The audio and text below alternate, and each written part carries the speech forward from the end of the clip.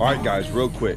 If this is your first time watching this, I am about midway through day one of the Toyota Championship on Lake Guntersville. If you want to catch the whole thing, you might want to go back to episode 1. I promise you want to go watch that. It'll make everything make sense. If you're looking for a little bit more in depth about all this stuff, I've actually done other series too, like a Deep Blue series. I have a private channel that goes way more in depth, way more in detail, man. I'll go over every day, answer a whole bunch of questions, like any questions. Y'all ask questions, I answer them all there. Y'all know me. I don't really sell a whole bunch of things. I just show y'all what I use when I catch fish on, when the money's on the line, right? Everyone's always asking, what am I using? So Omnia has jumped on board and helped me out. So if you look in the description, there's links to certain baits. Not all the baits are there. I'm working with Omnia to try to get them all there, but for right now, the ones they have, yeah, look in my description. Links will take you right to the product. Anyways, enjoy. Let's get back to it. All right, so what do you do when you catch 3 fish and a couple big ones off a boat dock? You leave. You leave that stretch and you go across the lake. Right? Now guys, remember, there's a reason I'm going across the lake. I saw those big ones on that other bank around a certain time. Remember, this isn't a one-day deal, okay?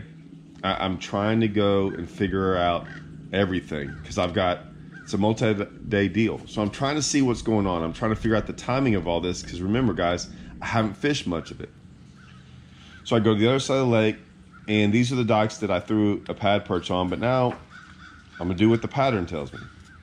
I'm gonna fish my jig. I'm gonna fish it slower. I'm still gonna swim it. I'm swimming it more in the really, really shallow stuff, like the foot or less. And then I'm working it under the main docks. I'm still gonna throw at the bank some here and there, you know, because I want to see what's going on. Because like I said, I still saw some giants up there cruising the bank, you know, the last day of practice. But none of these docks I got bit on, remember? I wasn't throwing a jig that much underneath them, but I did throw it a couple times.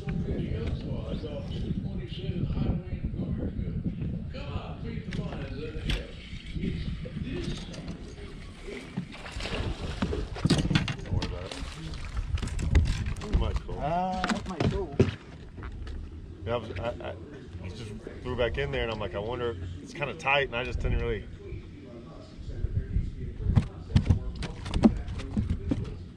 He had some music going on his boat dock every single day. I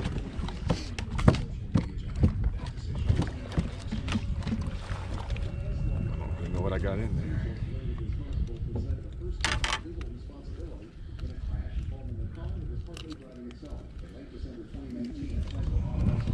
So I got another coal, so I'm feeling pretty good about it. Like I said, I'm gonna learn all these docks. Remember, today I'm learning things, right? I already took a chance and said, this is what I'm gonna do. So I'm still learning these docks.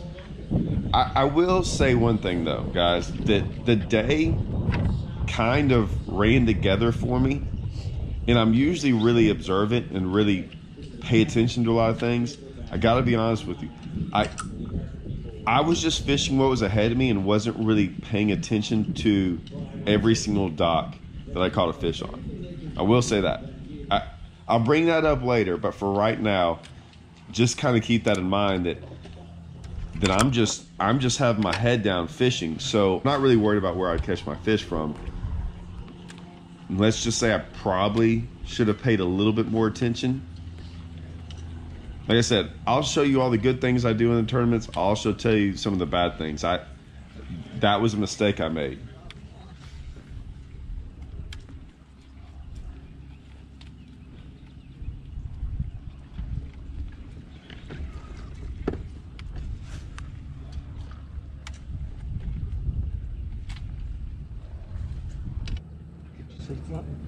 Yeah, there's a turtle swimming perfectly under the water. Like, but it was so far back, I could just see like a tail, his foot was moving. And I couldn't see head. And it was like right in the shade, just like the.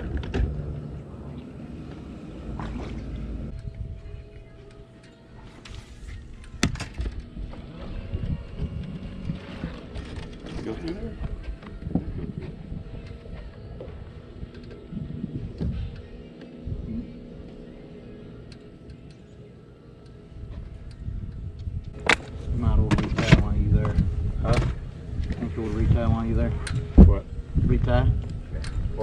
All right. I retied up once. Okay. I use big enough line. Okay. What are you throwing? 20. I got 22 on.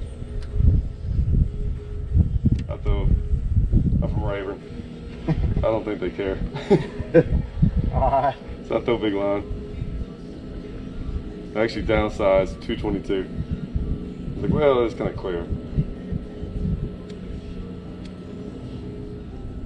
So what I'm talking about there is, seems like everywhere I go, you know, I watch a lot of guys and what they have on, and they're always asking me what size line do I throw and things like that. Guys, I'm throwing like 22 or 25 pound sunline sniper. I always kind of, and it's clear water, it's shallow. They don't seem to mind, guys. And if you can get away with heavier pound test line, use it. There's zero reason you shouldn't use heavier pound test line if you can get away with it. And as you can see, it's working just fine.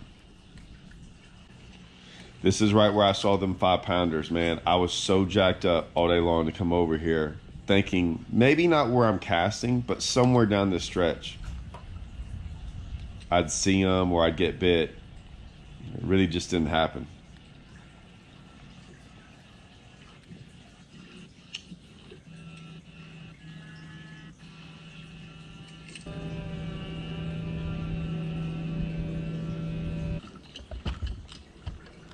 So I basically got done with all those boat docks.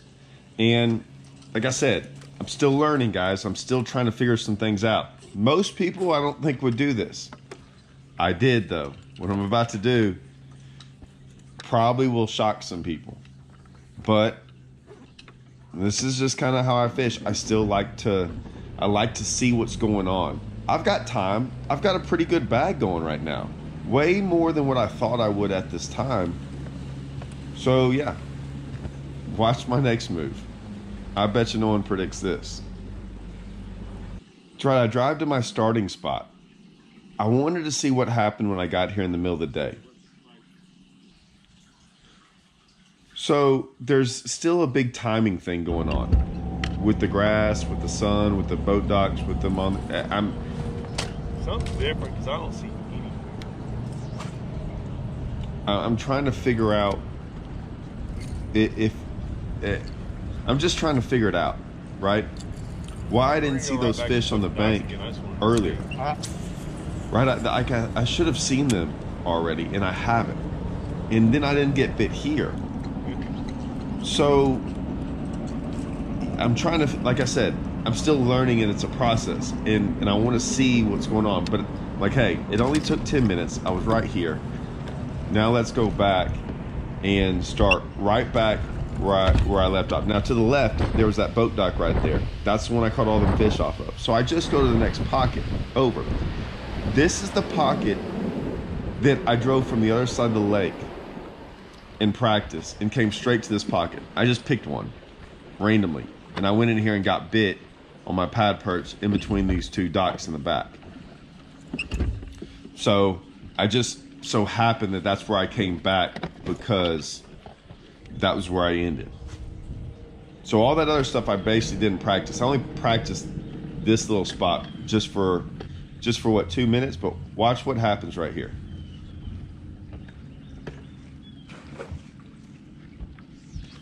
Dang it. There's like 3 of them, dude.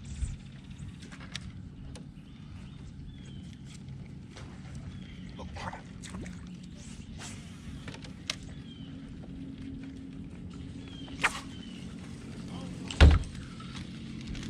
Oh, no, it was a big one. All right, nothing really good happens there.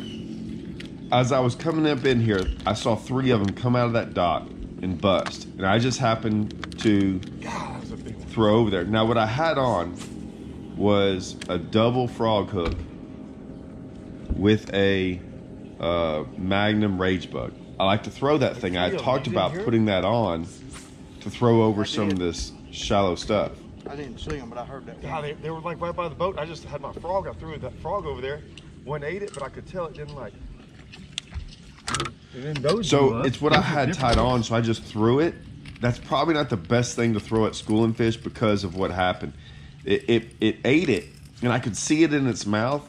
Even though it was a big one, it didn't have it fully on. And then right where I'm throwing now, where I'm looking, 2 more bust by the walkway. I threw my jig over there. When one bit it, I didn't. It beelined out of there. for that stuff.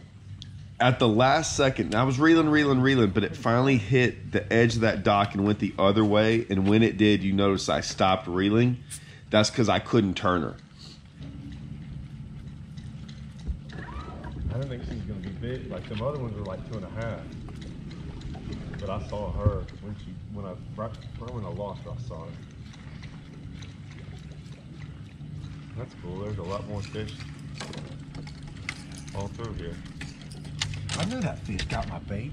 God dang it. I threw in there, that first one ate it. I could tell she didn't have it all the way. That one kind of bothered me. I'm not gonna lie. It bothered me because I just don't like losing fish, right? And I kind of lost 2. The one I really didn't lose. It never really had it all. But that one I lost. You know? Yeah. And like, oh, you had, where there was like 3 of them, and I knew, you know, you're only gonna get one shot. Right. Might as well get in there.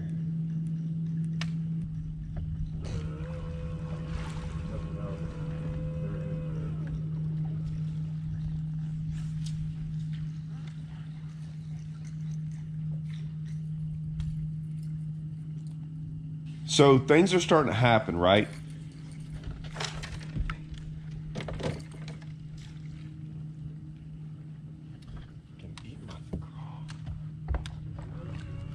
So yeah, things are starting to happen. They're underneath them docks, but now I feel like they're now starting to come up out of them. Like that's what I had noticed in practice was what just happened. I know they're all still there.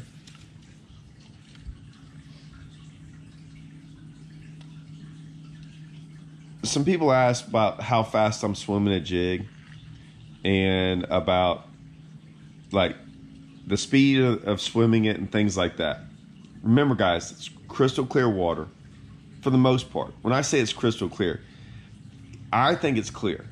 I mean, it's clear because of how shallow I am, right? So it's all relative. So it's really clear and it's really shallow. They can see perfect. And sometimes they get too good of a look at a jig. Now, everyone also is like I'm working it sometimes pretty fast. I'm going to show you why. Like a lot of times, and this happened, and it's something I can't catch on camera. But a lot of times when I would reel one in, you know, they'd either follow it, or if I popped it real hard or got hung up on something, they like, I would see like schools of them like look at it. So they're looking at it, but they're getting too good of a look at times. So here's some other things I rigged up, right, as maybes. I just rigged up this Rage Swimmer, a 5.75, the big one, on an owner flashy hook. Now, I actually took the spinner off the flashy hook because of how clear it is. So I was like, hey, let's just go with something a little bit more subtle and not so flashy. And it's still got a good weight. I just like that hook of the owner flashy swimmer, like the hook and the setup. Like I don't lose them on that hook. So I figured I'd go with that. Still got a weight on there. And then I just took the blade off. It wasn't big, but I did catch one on it. So, you know, like I said, I've rigged up a couple things. I rigged up Magnum Rage Bug, and I swam that kind of like you would like a horny toad or a rivet frog on a double frog style hook from Owner. I just thought it would be something different, something I could actually reel fast over some of that shallow grass. A lot of it's, most of it's not hydrilla, most of it is eelgrass. So, and it's right to the surface, like a couple inches. And a lot of times those big ones, or just fish in general, would, you know, one or two of them would get back in those pockets in that grass. And I wanted something I could throw over there. I can't throw my sexy dog because there was too much grass everywhere. So a lot of times that eelgrass gets back in there and it kind of matted up too. Not because of from growing from the bottom, but because of just shredded up eelgrass, and it created like a false mat. And then I put this in here too, guys. You got to realize I still fished in between all these docks going down the bank because it was really easy to get bit doing this, especially when I only did it a little bit and got bit. And I got bit, but it was never really good. Okay, this is the next pocket. I also got bit in this pocket in practice. This was the last pocket I came into.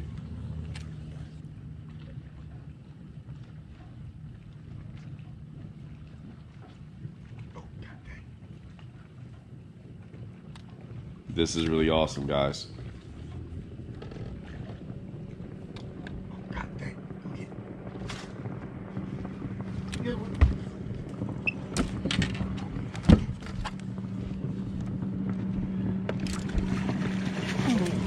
Did you see all of them with it?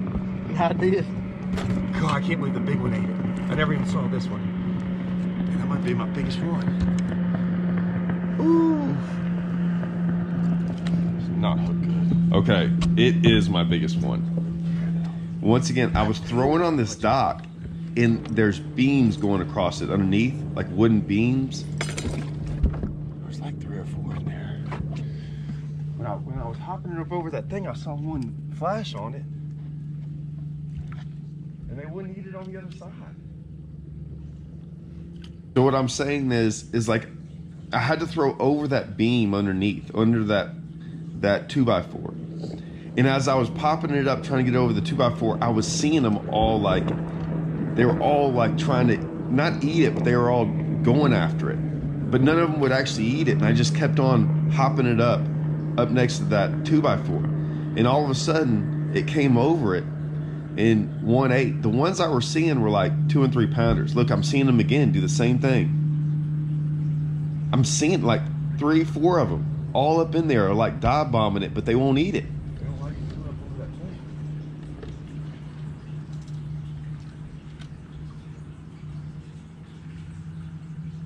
And see me working it hard, I'm trying to get a reaction out of them.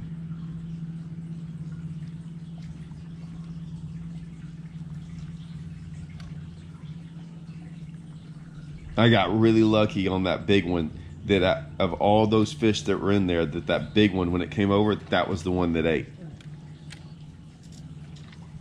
Because now these, I know there's a bunch in there. Now I can't get it to come up over whatever that is. But I've got a pretty good bag right now. And yes, I want to fish for them, but I'm also making a note that, man, I've still got to save some fish for tomorrow a little bit.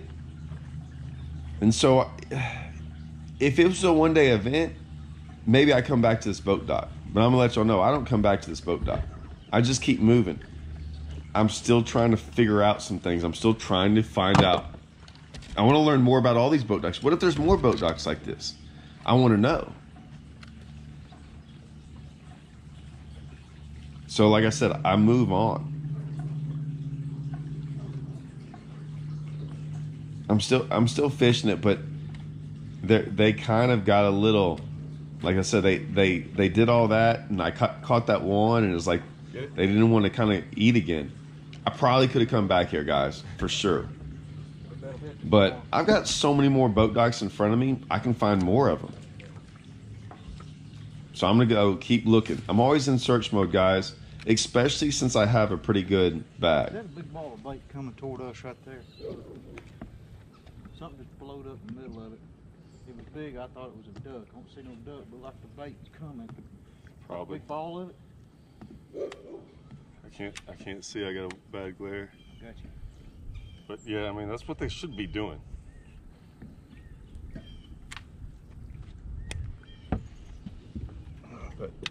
So luckily I was changing my line. I was all up on that 2x4.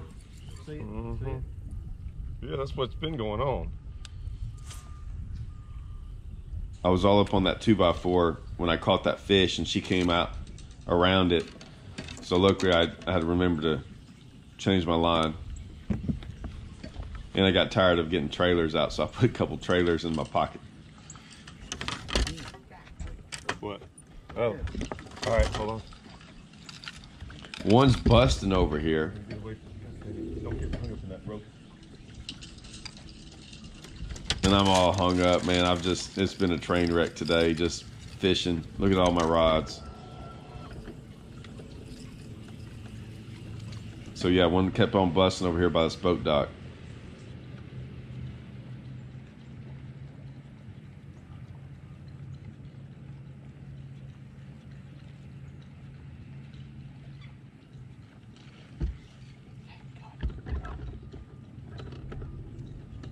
Fire up in there? Yeah, throw it in there.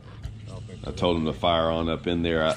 It was a I don't know if they're gonna help me decent fish, but I don't think it would have helped. catch one. I catch like 8. So I was like, man, he needed it more than I did. Plus, I gotta clean my stuff up, man. Look at it, it's a wreck.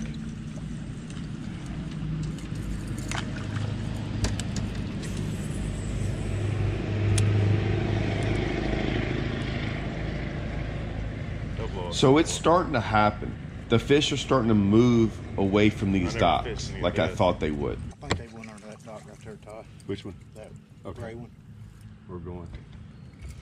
Let's get something I think the school went that way. So you can see right here, I'm getting my stuff kind of like They ain't going ready. No. Because I don't think it's going to be this flipping jigs and boat docks as much anymore. They're starting to ease out. They're starting to explode on these shad. And I think that's what's going to happen. It's a little bit later on in the day for this to happen, in my opinion. It's past 12 or 1 o'clock now, and I've got an early boat number, so I'm not too worried about catching them anymore. But I am making a mental note, going, man, this is it's happening later than I expected it to. What? Did you see it? Look at it. 2 of them. Boom, boom, boom. So I'm still in the same pocket, Maybe I need to just keep throwing and this. one had just bust here, but now Get ready. I'm gonna try to like. You gonna throw it over? Yeah, and so are you. If I can. We'll worry about getting them. All right. they were busting in between these two walkways. So I had to throw over this guy's walkway, and it's a concrete walkway too. Luckily I had my Sunline braid on, so I wasn't too worried about, but I had to throw over it, and if one bust, we'll just have to figure it out. And you can see the ripples in the water. That was them schooling. I couldn't believe one didn't eat.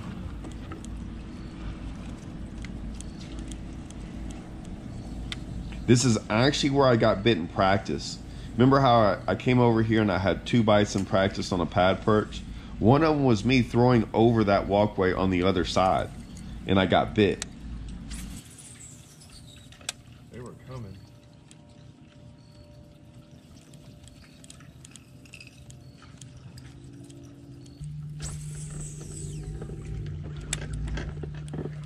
They're finally starting to. So I got my swim jig out. I'm kind of still messing around this one little pocket because they're blowing up in here. All right, so what you can see is there's a couple things going on, guys. 2 things are happening. The jig bite's still there on the docks, but I think it's going away. I think they're going to start coming out of those docks. So now the fun begins, where it starts getting, I get to start mixing things up. So imagine this, guys, right? I've been fishing a certain way all day, put all these fish in the boat from fishing a certain way. And I know right now, I'm going to change it up. I know I'm still going to throw out some docks. I get it. But I have the utmost confidence that, like, me fishing down the bank now is going to be the better deal to catch fish. It just is. This is what you've got to do. This is what I'm trying to show y'all about fishing, is that you have to have that confidence to go, yeah, I just caught a whole bunch. I just caught my biggest one. But hey, and here's what I missed. Here's what I missed. If you watch real closely, watch what happens. They're having a wedding right here, and I always paid attention to this. There's some grass growing out here, and you can see its bottom. This is the only part of fishing new water during the tournament day. Like, I didn't know this was here. See me looking? I'm really looking because I can see everything down there.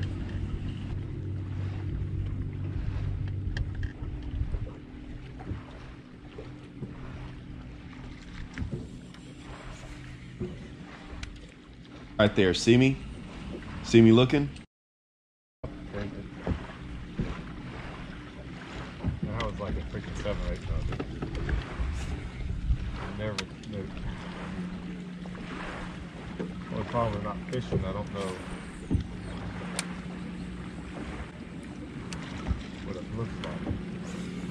It might have been bigger than 7 or 8.